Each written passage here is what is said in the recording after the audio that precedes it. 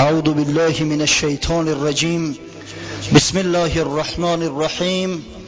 الحمد لله رب العالمین والعاقبة للمتقین والصلاة والسلام على اشرف الانبیاء والمرسلین وعلى آله واصحابه اجمعین. اما بعد، السلام علیکم و رحمت الله و برکاته.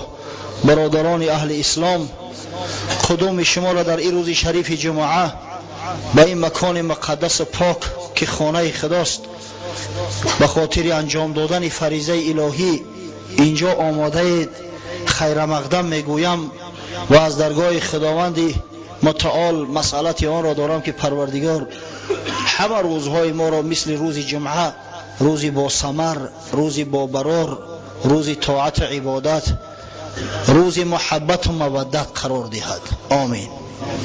هفته گذشته ما در موضوع خلافت حضرت عثمان با شما صحبت میکردیم و درباره کشورکشایی هایی که مسلمانان تحت سرپرستی و رهبری حضرت عثمان، یعنی در زمان خلافت حضرت عثمان رضی الله عنه انجام داده بودند صحبت داشتیم. اگر یادتان باشد در موضوعی آمدیم که حضرت عثمان مکتوب نوشت که راه قسطنطینیه پایتخت روم فقط از راه اندلس میتواند به دست بیاید. تا زمانی که مسلمانان اندلس یعنی همین اسپانیا امروزه ضبط نکنند، هیچ امکان ندارد که شهر قسطنطینیه، شهر استانبول امروزه فتح گردد. اما برای آنکه به موضع طنجه، به همون جایی که از او طرفش گیبرالتر، نیم جزیره گیبرالتر اسپانیا قرار دارد رسند، باید که قوم‌های بربری را که یک دولت بسیار متمرکز با قوت داشتند شکست میدادند و به سوی بحر میانه زمین راه پیدا میکردند. از این خاطر با امر حضرت عثمان، عبدالله ابن ابی سرح والی مصر لشکر آماده کرد. در تاریخ شمارش هم آمده است که 20,000 نفر بودند و به سوی بربری ها لشکر کشید. قوم بربر یک قوم بسیار سلاحشور بودند، مردم جنگاور جنگ آزموده که در مرز تونس، لیبیای امروزه زندگی میکردند، یک قسمی از مراکش. و اینا دولت متمرکز داشتند، پادشاه داشتند، مرکز شهر آبادان با نام سبیتله داشتند که در تاریخ نامش آمده است. کسی از تاریخ با خبر است میداند. و یک گذشته بسیار با شرف از سر گذرانیده بودند، زیرا در اون مرز سرزمین یک زمان یک دولت با نام دولت کرفگن تأسیس داده شده بود که رقیب سرسخت‌ترین روم حساب میخورد. در همون زمانهایی که حال روم دو تقسیم نشده بود، بر روم غربی و روم شرقی تقسیم نشده بود، دولت کرفگن یگانه دولتی بود که در مقابلش استودگری میکرد. حتی گفتیم که یکی از سرلشکرای کرفگن شهر ریم احاطه کرد، پایتخت روم چندین مدت احاطهش کرد، محاصرهش کرد و عاقبت الامر همون سپر خچه به صفت یک رمز غلبه در دروازه روم کوفت و باز قفا گشت اومد. بعدا وقتی که رومی ها عاقبت کرفگن ضبط کردند و گرفتن، حتی سیناتورهای روم امر کردند که شهر را به خاک یکسان کنید، در شهر جو کارید که دیگه آبادان نشود. اما مردم بربر با شهرهای دیگر داشتن، شهرهای دیگر ساخته بودند و از اما اولادای گنیبال شخصی را پادشاه تعیین کرده بودند با نام گریگور، در مأخذهای عربی با نام جریجور آمده است، از بس که در زبان عربی اصلا حرف گ نیست. جریجور. مسلمانان در مقابل قشون همین گریگور لشکر بستند. مدت چندین ماه مبارزه دوام یافت اما به هیچ موفقیت دستیاب نگشتند. عادتا تا پیشین جنگ میکردند. وقتی پیشین که میشد، وقتی طعام نصف روزی است، وقتی نماز است، باز میگشتن هر کس به مکان و موضع خودش استراحت میکردن تا روز دیگر. تصور کنید نیم روز جنگ میکردن. وقتی که بسیار جنگ طولانی شد، حضرت عثمان عبدالله ابن زبیر رضی الله عنهما صحابی پیغمبر، پسر صحابی پیغمبر، پسر زبیر ابن عوامه، با چند هزار لشکر دیگر به کمک فرستاد. واقعا لشکر بربری ها خیلی زیاد بود، از 100,000 شمارش رو بیشتر بود است. عبدالله ابن زبیر اومد لشکر مسلمان ها را دید، معاینه کرد که چی نوع جنگ میکنن. در لشکر مسلمان ها یک عده از بزرگای اصحاب پیامبر، خویش اقربای نزدیکترین شرکت داشتند، از جمله حضرت عبدالله ابن عباس، حضرت امام حسن، امام حسین نبیروهای پیغمبر صلی الله علیه و سلم، حضرت عبدالله ابن جعفر پسر عمک امام حسن امام حسین است، حضرت عبدالله ابن عمرو ابن عاص فاتح مصر و والی اول مصر، همون شخصی که قصه غلبه دویم باره و ضبط اسکندریه‌اش هفته گذشته من برای شما بیان کردم. اما از بس که نیم روز جنگ میکردن، بعد نیم روز بود هر کس به وطن خودش میرفت، به مکان خودش. بربری ها در سرزمین خود بودن، قوه هاشون نو میکردن، اما بیچاره مسلمان ها با همون عیده روز دیگر با جنگ میبرومد. عبدالله ابن زبیر اگر چند جوان بود، اما خداوند یک استعداد بزرگی لشکرکشی براش داده بود. اندک پیشتر میدویم، زیرا که اصلا در پروگرام خب موعظه ما دوره و زمان خلافت حضرت عبدالله ابن زبیر که نمیدروید، اندک پیشتر میتویم که عاقبت الامر عبدالله ابن زبیر در همون زمانهای یزید خود را خلیفه اعلان کرد. مدت 9 سال در حجاز دولت داشت، صاحب دولت بود، خلیفه بود و این شخص بسیار پهلوان هم بود، بسیار جسور بود و بسیار محب بود. در کتابای احادیث آمده است، از جمله امام بیهقی در دلایل نبوت خود روایت میکند بار رسول الله صلی الله علیه و سلم حجامت کرد، از رگش خون گرفتن و عبدالله ابن زبیر پسر بچه بود. همون قدحی را که در اون خون گرفته بودن ظرف در دست عبدالله ابن زبیر داد، گفت بر یگونجا زیر خاکش کن، در یگونجا بریزش. عبدالله ابن زبیر از در بیرون شده، نوشیدش. حضرت دعوتش کرد، دید لب و دهنش در خون، گم چیکار کردی؟ گفت یا رسول الله دیلم نشید که خونی پاکی ترا بریزم در زمین بخورش، بهترش من خودم بخورمش. حضرت لب و دهنش تازه کرد، او با گفت در زمان زندگی میکنی که خونی زیاد ریخته میشوه، خونی خود هم میریزه. حضرت عبدالله ابن زبیر شهید شد اخیر الامر. این ما اندک پیشتر رفتیم اگر باز قفا میگردیم سر این موضوع خدمات.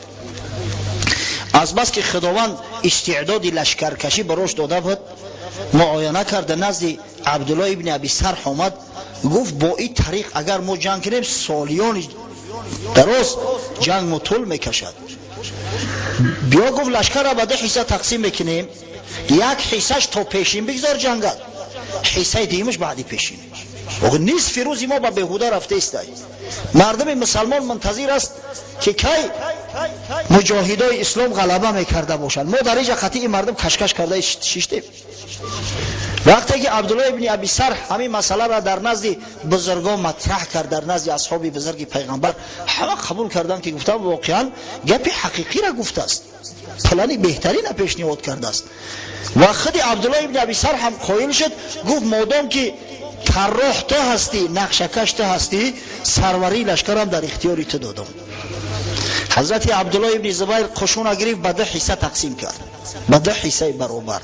یک حصهش با دشمن تا پیشین جنگی، اگر چند از آن وقتی نمازی پیشین هم شده بود امر کرد که ولی خارج نشوه تا خوب مانده شدن دشمن جنگ کنه.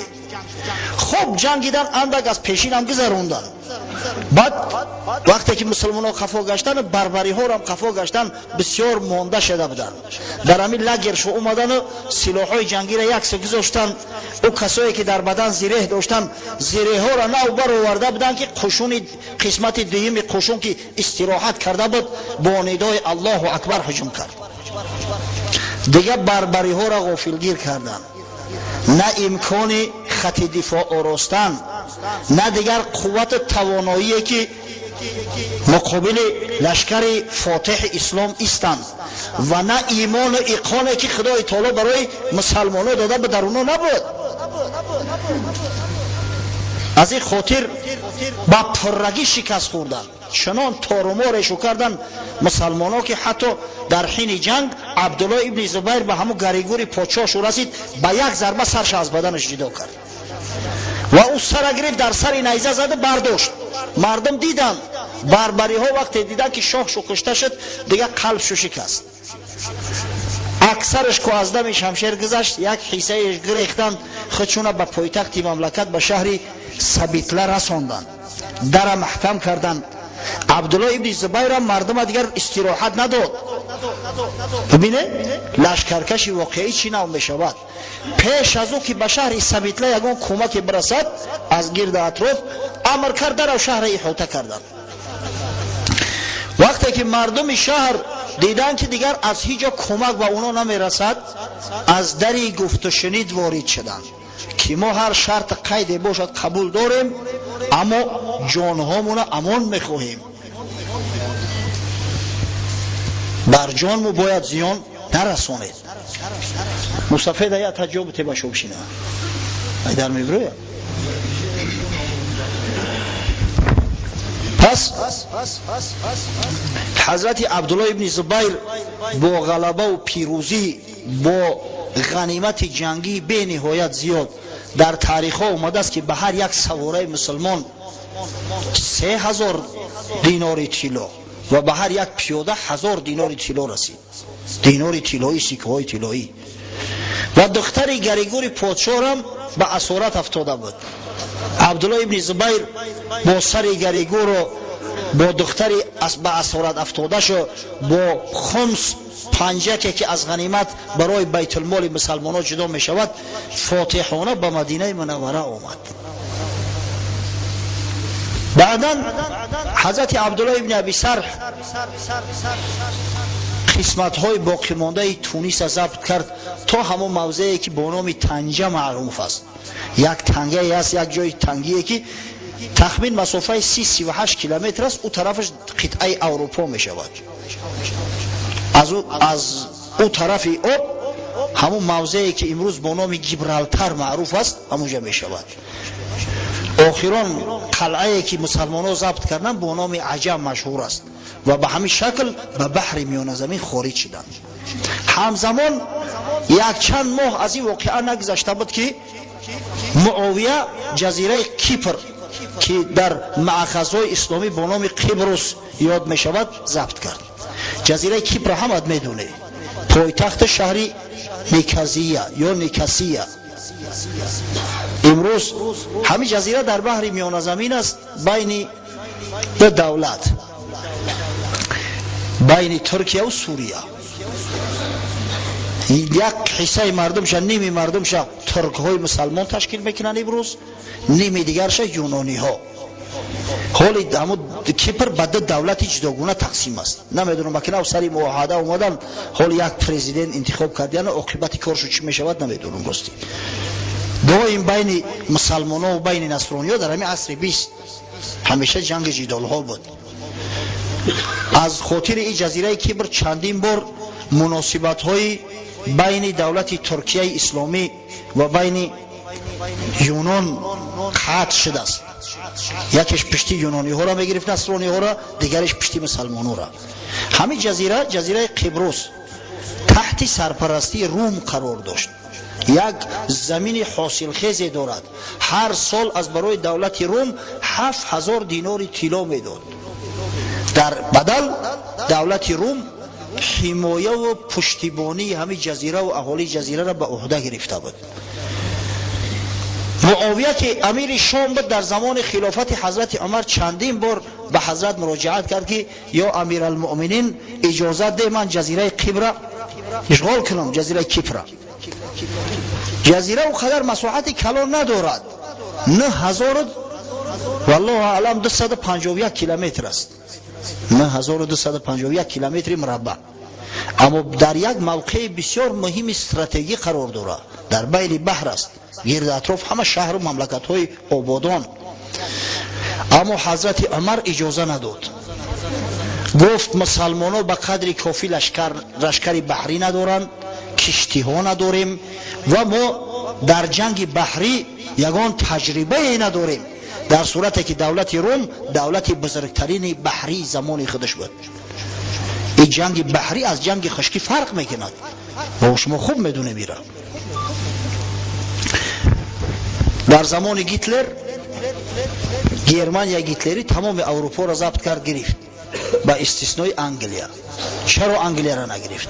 برای اون که انگلیا جزیره است، جزیره بریتانیا کبیر میگن و امکان نداشتن که نمیس ها همین لمنش بگذرن. در جنگ حربی زورشو به انگلیس ها نمیرسید، در جنگ خشکی در همه جا تورمور میکنن انگلیس ها را، اما در جنگ حربی در جنگ کشتی ها زورشو به انگلیس ها نمیرسید. دولت انگلیا در همون عصر زمان دولت پر اقتدار، یعنی در عصر 20 در سالهای جنگ دوم جهان در نظر دارم، دولت پر اقتدارترین بحری دنیا بود. حاضرم فلوت انگلیا به نهایت قوی است. حتی وقتی که شهر لندن نمیسا بمباران کردن، چرچیل گفتن چی می شود؟ انگلیا تسلیم می شود؟ گفت هرگز نه. اگر گفت نیم جزیره، اگر جزیره بریتانیا را ضبط کنه بگیره هیتلر، قشون انگلیس در درون کشتی ها با چندین سال قتش جنگ میکنن، زورشان نمیرسه. ببینید الان دولت روم هم در عصر زمان خود دولت بزرگترین بحری بود، تجربه کافی داشت، کشتی های زیادی جنگی داشت. از همین خاطر حضرت عثمان به معاویه اجازه نداد، گفت داخل نکن مردم در این مهلکه. در زمان خلافت حضرت عثمان معاویه باز به شدت به اصرار طلب کرد که اجازه ده یا امیر المؤمنین تا اینکه جزیره کیپر ما ضبط کنیم. بسیار بعضی یک پایگاه نظامی خوب می شود. در ابتدا حضرت عثمان راضی نبود، اما بعدا با فشارهای معاویه راستی که از بس که از حد زیاد طلب زیاد کرد، خب رضایت داد، اما گفت کسی را مجبورا به عسکری نمیگیری، اعلان کن هر کسی اختیارا خواهد همراه میگیری، کسی نخواهد برای مجبوری باید نباشه. در مسجد اعلان شد که هر کسی که میخواهد در جنگ بحری شرکت کند بیاید. جنگ بحری را پیامبر تعریف و توصیف های زیاد کرده است. ببینید در زمان هایی که مسلمان ها یک کشتی نداشتند، از بحرها فرسخ ها دور بودند، حضرت رسول الله صلی الله علیه و سلم در باره غازی بحری وقتی که سوالش کردن گفت فضل الغازی البحر علی الغازی البر کفضل الغازی علی القاعد.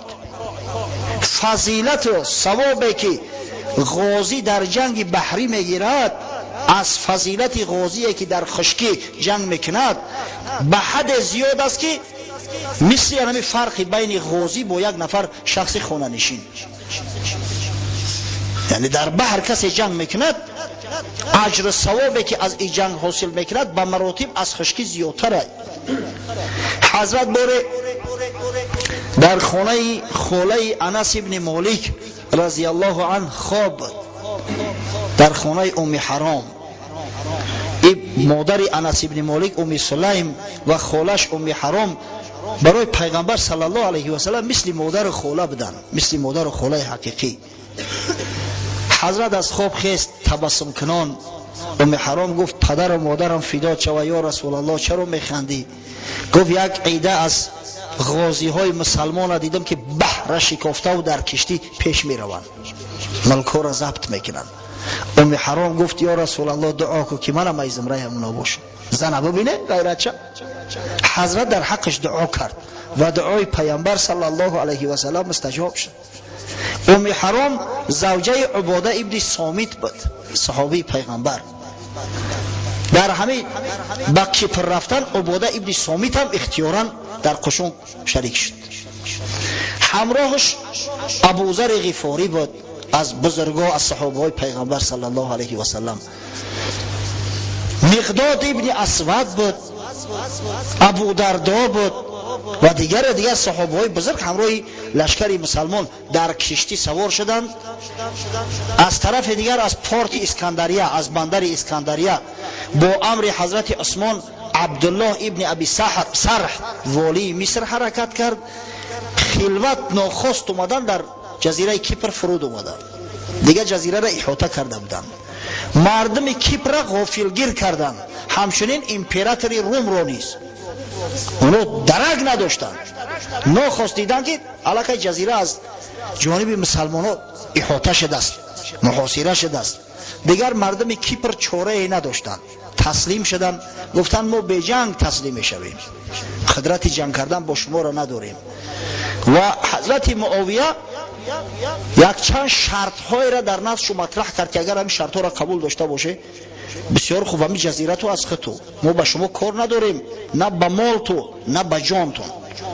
شرط اول، هر سال اهالی جزیره به مسلمانان به مقداری اما 7000 دینار طلا باید که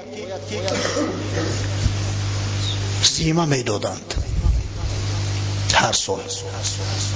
با جوانمردی مسلمانان را ببینه. شرط دیگه‌اش آن بود که اگر همین مردم جزیره کیپر که نصرانی بدن، اگر بخواهند که به همین روم ما 7000 را بتن، مرحمت ما معنی نمیکنیم، بگذار بتن.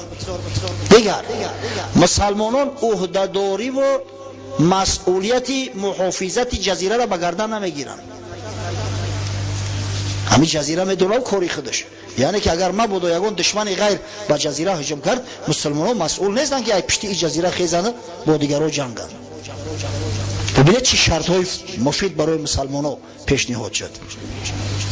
دیگر از شرط ها آن بود که اگر ما بود رومی ها قصد هجوم به ممالک اسلامی را کنند به مرز اسلام، اهالی جزیره مسئول و موظف بدن که خبر کنند مسلمانان را از همین هجوم رومی ها، مسلمانان را آگاه سازند. خب یکی دیگر از شرط ها این بود که مسلمانان جزیره کیپر به حیث یک پایگاه نظامی هنگام لشکرکشی به دیگر ملک ممالک ها استفاده میبرند.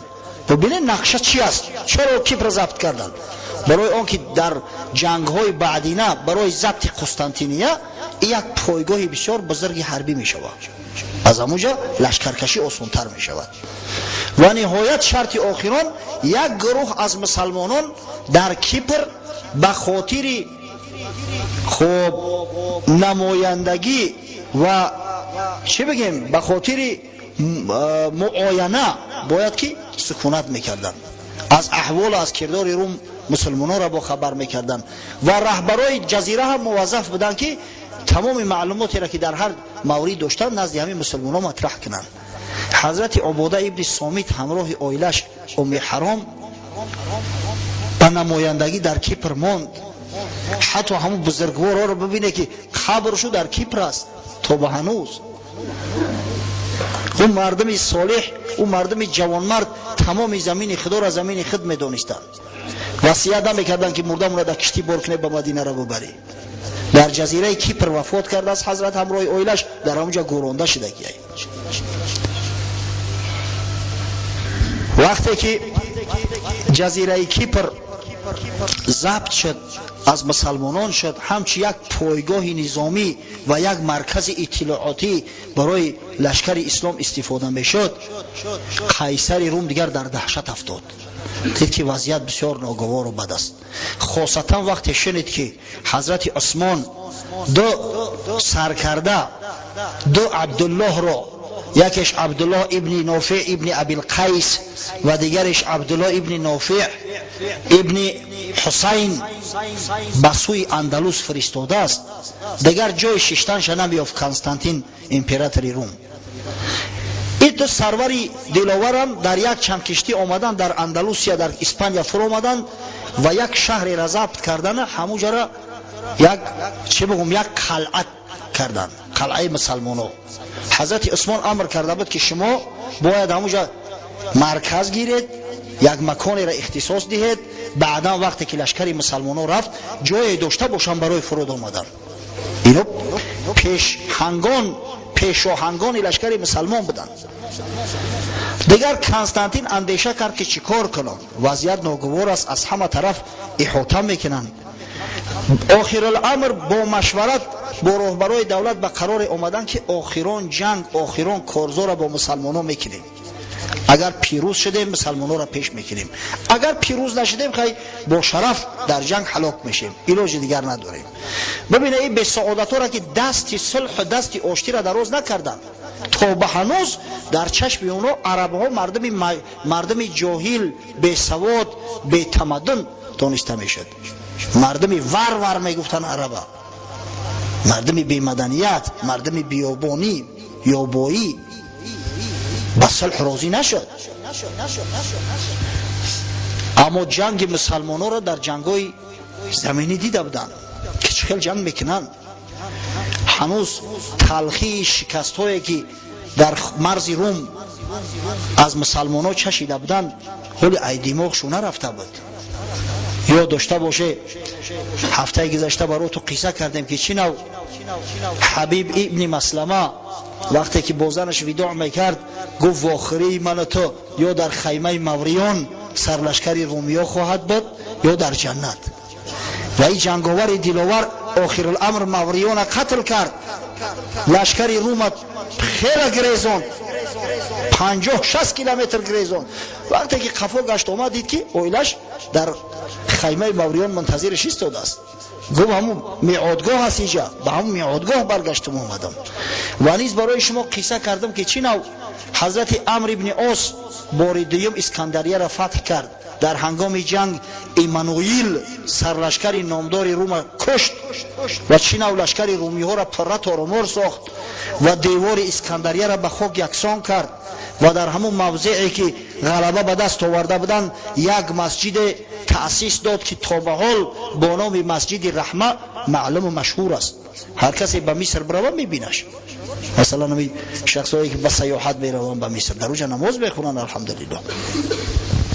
از این خاطر این تلخی مغلوبیت تا هنوز از دماغشون نرفته بود. اونا تکیه را به قوه‌های بحری کردن که در بحر مسلمانان را شکست میدهیم. وقتی که پیروزی و غلبه به دست آوردیم دل مردم گرم می شود. بعدا وقتی که به لشکر طلب شو کردیم با رغبت و با شوق بیشتر آینده در قشون وارد می گردن. از همین خاطر اعلان کرد، اعلان جنگ. قشون زیاد جمع آورد، در 500 کشتی حربی نشان. 500 کشتی تصور کنید، در حال حاضر در دهشت می‌غلطیم 500 کشتی را جمع آوری شد و به سوی اسکندریه روانه شدند. قبطی های مصر از نقشه قیصر روم که با خبر شدند در حال به عبدالله ابن ابی سرح والی مصر مکتوب فرستادند که قیصر روم با قوه زیاد هجوم میکند. عبدالله ابن ابی سرح هم امر کرد تمام کشتی ها را جمع آوری کردن. 200 دانه کشتی بود است. 200 دانه کشتی که اکثریتش از اون مردم مصر بود، از قبطی های مصر گرفتن، بعضیش به اجاره حتی گرفتن و مسلمانان سوار شدند و به مقابل دشمن حرکت کردند. این جنگ اولین بحری مسلمانان با رومیا است، با نام حرب ذات السواری در تاریخ مشهور است. در بین بحر نزدیک به همین اسکندریه، بندر اسکندریه به هم ملاقات کردند. شب بود. نماینده هاشون به هم دیگر مصلحت کردن که تا روز ندمد، تا صبح نشود جنگ شروع نمیکنیم. مسلمانان را قبول کردن، رومی ها نیست. وقتی که روز شد مسلمانان پیشنهاد کردند که بیایید، مردم در بحر بسیار تلف می شود، بیایید به خشکی برویم، جنگ در خشکی کنیم. اما این رومی ها ضرب شمشیر اسلامی را چشیده بودن در خشکی، با یک آواز گفتن بحر، ما بحر قبول داریم. شمارشون هم زیاد بود، تجربه شون هم بیشتر بود. اونا میدونستن که مسلمانان همون اسباب های نفت انداز ندارن یا کم دارن. زمانهای پیش این پوشکوها نبود. منجنیق‌های مخصوصی بزرگی در کشتی نصب میکردن، بعد همین بوشک‌های پری نفت آتش میزدند، با واسطه هم منجنیق به کشتی دشمن میپرتوفتند تا در بگیره. طریقه جنگ همین نوع بود. اگه تصور کنید که مسلمان‌ها قریب کی نداشتن، از دور بعد شروع کردن همین خیل کشتی‌ها را دیگر بوشکشاب کردن، دیگر بسیار کشتی‌ها در گرفت، یک ترس هراس در میان مسلمان‌ها جاری شد. اما در همین لحظه حل کننده شیرمردای خدا، صحابه‌های پیغمبر با یک ارادت بسیار کامل هر کدام در کشتی خود با متانت از برای تمام سرنشینای کشتی، از برای مجاهدای اسلام یک نمونه عبرت شدند. تصور کنید که در جنگ شاید اولین شده مسلمان‌ها همین ابردش استفاده بردن. ابردش میدونه بعدا وقتی راهزنای بحری اگه کشتی را میخواستن غارت کنن، این عصرهای میانه ده کشتی های راهزن بودن که پیراتی میگن در بحر، با کشتی نزدیک میشیدن، بعد امر میشید که نه ابردش بیرید، نه ابردش اینا در ابردش بگیری. بندهای مخصوصی که در سرش چنگک است، یک چنگک نه 5-6 چنگک دوره، میپرتوین در اون کشتی، بعد میکشن کشتی را به هم جوس میکنن، ای کشتی خشو در اونجا میگذارن. همین ابردش مسلمان ها استفاده بردن. چنان قتل شد، چنان جنگ شد که تاریخ مثلش نمیدونه. از بس که قلب ها مطمئن بود به خدا، از بس که آیت خدا، آیت قرآن زمزمه میکردن که خداوند براشو بشارت داده است: استعیذ بالله کم من فیعة قلیله غلبت فیعة کثیرة باذن الله والله مع الصابرین. خداوند میگه چی بسا میشود، چه حالتهای زیاده میشود که لشکر کم با اذن اجازه پروردگار بر لشکر زیاد غالب می آید. خداوند همراه صابرا است. و چنان تارمار کردن خشون روم که فقط خودی همون کنستانتین امپراتوری روم با یک عده همون رفیقا و خیش اقرباش در یک کشتی جان به سلامت بردن، همه را دیگه قتل کردن. حتی در تاریخ ها آمده است که از خون مردم، اعم از رومی و از مسلمان، بحر سرخ شده بود. تصور کنید از یک طرف 500 کشتی، از یک طرف 200 کشتی به هم دیگر جنگ میکنن. چی جنگی؟ قیصر خودش زخمی شده بود. ابن اسیر در کامل روایت میکند که آمد گریخته به یک عذاب خچه به جزیره سیسیلیا رساند. جزیره سیسیلیا در مأخذهای اسلامی با نام جزیره صقلیه معروف است. صقلیهش میگن. این سیسیلیا امروزه همه کینوی کمیسر کتانی را تماشا کردگی بفکرم. اگه گیوگرافی هم که سیسیلیا را ندونه، اوی کینو میدونه. مملکت مافیوزها، مافیا. این مردم سیسیلیا بسیار مردم خونگرمن، ایام پیش خونگرم بودیم. وقتی که کنستانتین میاد به این جزیره، رومی هایی که در سیسیلیا زندگی میکردن به شور آمدن که تو بدبخت چیکار کردی؟ با این کار ایت کردی، اولا دین نصرانی را در زیر خوف و خطر گذاشتی، ثانیاً بهترین جوانای ما را گرفتی بردی در جنگ هلاک کردی. اگر حاضر مسلمان‌ها هجوم کنن دیگه کی ما را محافظت میکنه؟ و از شدت خشم غضب امپراتور کنستانتین به دست خود زدن کشتن. احوال شخصی گریزه همین میشود.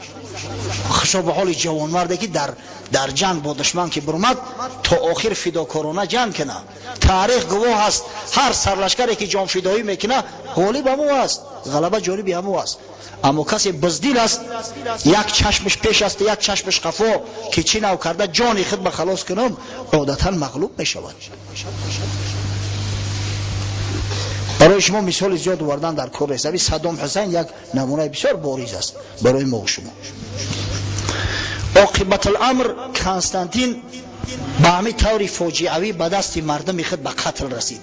کنستانتین که بعد وفات پدرش